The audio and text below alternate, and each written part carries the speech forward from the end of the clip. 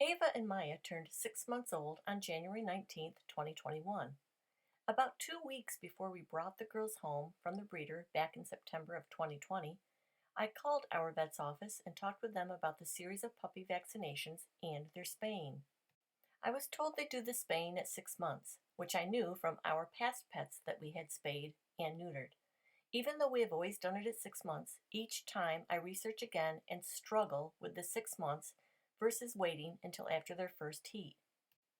We currently have an almost 12-year-old golden retriever who was spayed at 6 months, and she is doing great.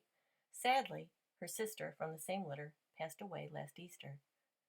After another hard decision, I decided to go ahead and schedule the spaying around 6 months old. That was our decision. I am in no way advising or encouraging anyone when to and/or if to spay or neuter their pets. I feel it is a very hard, personal, individual choice that should individually be researched and talked with your vet and your breeder. I have included in this video the week before their surgeries, since it is a milestone week, with them turning 6 months old, and also it being Brad's birthday week. I have to tell you that I'm very glad that over a month ago I ordered soft, inflatable e-collars for post-surgeries. So glad I did that.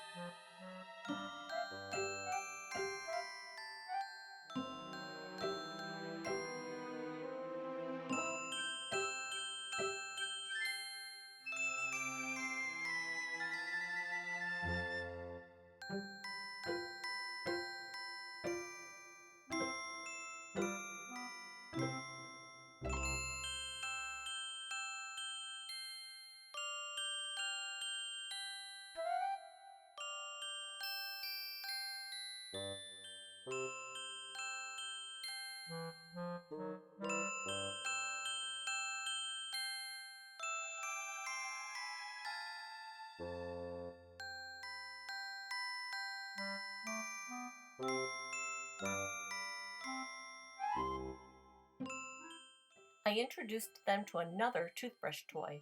We'll see how long this one lasts. They seem to prefer the opposite end.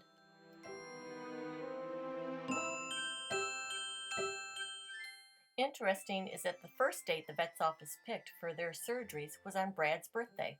I declined that date. The girls are so much part of our family, we couldn't possibly celebrate a birthday without them. Notice what Brad is wearing? A birthday gift from the girls.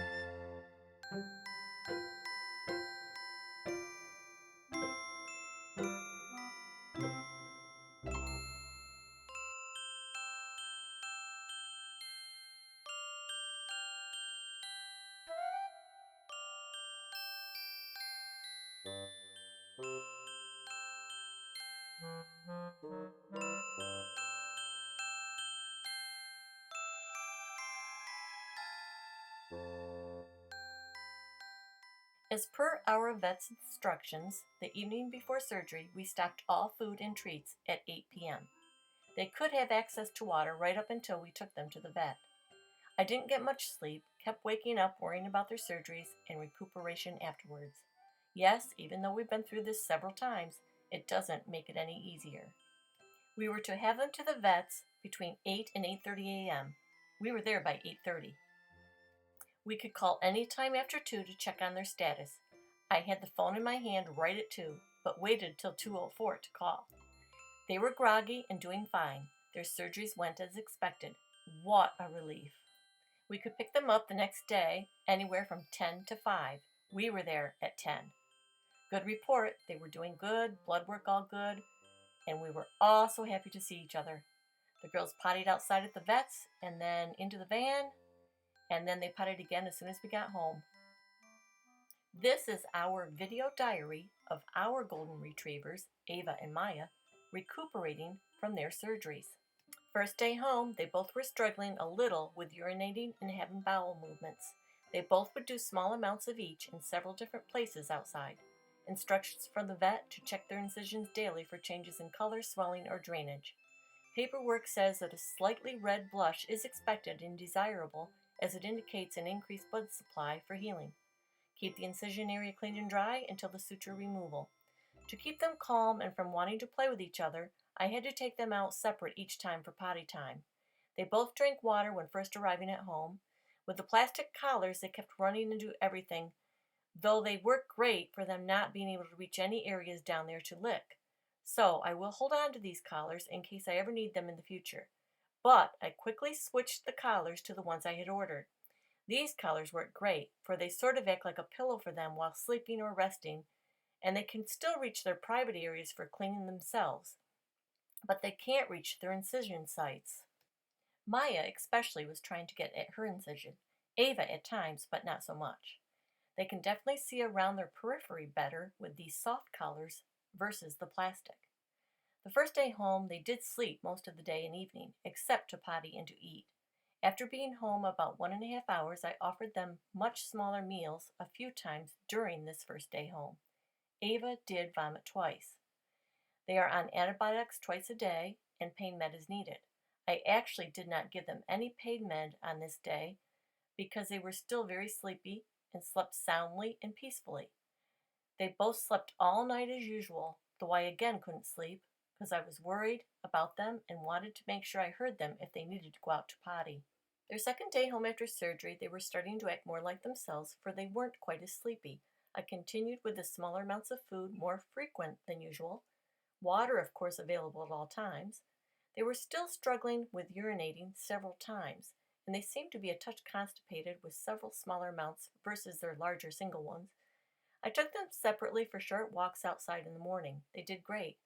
Maya stopped a few times to sit and kind of rub her bottom. Antibiotics twice a day, sneaking the capsule in a small amount of cheese or meat so that they would take it. They seem happy, wagging their tails, don't seem to be in any pain. Constant supervision as usual, so they don't bite at each other's collars or try to lick each other's incisions. Yes, Ava especially wants to lick Maya's incision, and she would if I wasn't right there watching them. They sure are comical. Took all three for a short walk in the afternoon. They did great. By evening, they both were urinating as normal. They were also wanting to roughhouse, so each time they started roughhousing, I had to put them in their crates for a short time out, which they would fall right to sleep. Again, I didn't see any indication they needed the pain med.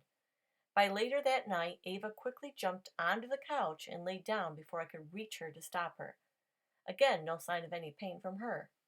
At their bedtime, Ava wanted out of her crate to lay with me on the couch. Maya was content in sleeping in her crate. They slept all night. Day 3. I increased their food a little, but still smaller, more frequent meals than normal. It may have been too soon for Ava, though, for she vomited about a half an hour after her first meal. Ava, in the mid-morning, had a soft but normal amount of stool. Their energy is definitely back. They really want to play hard and jump up and down. Again, as soon as they start, I put them in their crates, but not as punishment. I just tell them they need to rest, pet them, and give them a treat, so that they don't think they are being punished. And again, they fall to sleep very quickly. So they definitely need their rest. A few short walks outside, supervised quiet playtime inside, and the vet's office called today to check on the girls.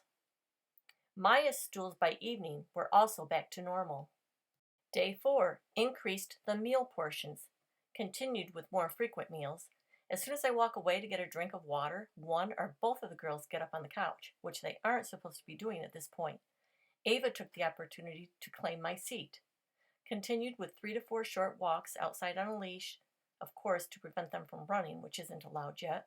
It's not easy with the post-op restrictions with two very active, energetic girls. No vomiting for Ava today, yay! Day 5, incisions looking good.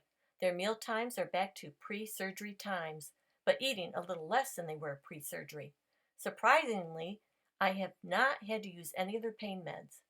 They have now started to try to bite and play with each other's e-collars, which I immediately intervene, and if too rowdy, put in their crates again for some quiet time, and again they fall right to sleep. Day 6, they're doing great.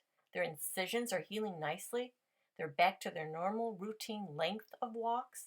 They're back on their pre-surgery schedules for meals. The major thing at this point is keeping them calm and entertained. You can see a swelled area in some of the pictures on both girls. I noticed this swelling on both of them on about day 2. Their swellings are only noticeable though on certain positions. These areas, I've been told, are part of the normal healing process and that these areas will eventually get dissolved away.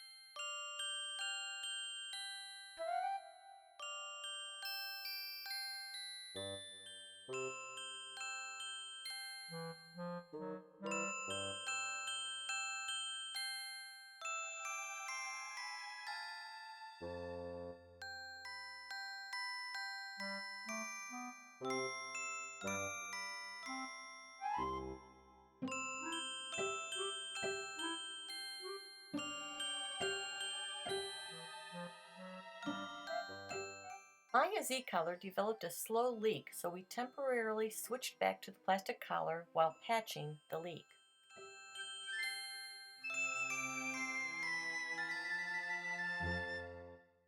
Ava is now using the toothbrush end.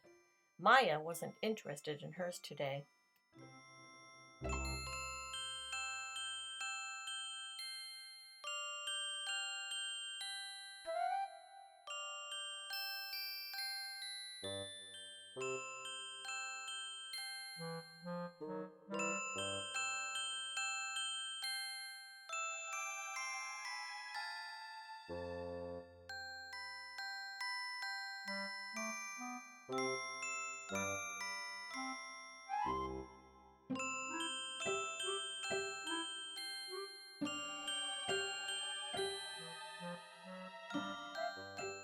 We awoke to Maya's e-collar, deflated and chewed. I guess she was telling us no more of this. So I decided to try this 13th day without any collars for either girl. They did great, and they left their sutures in place.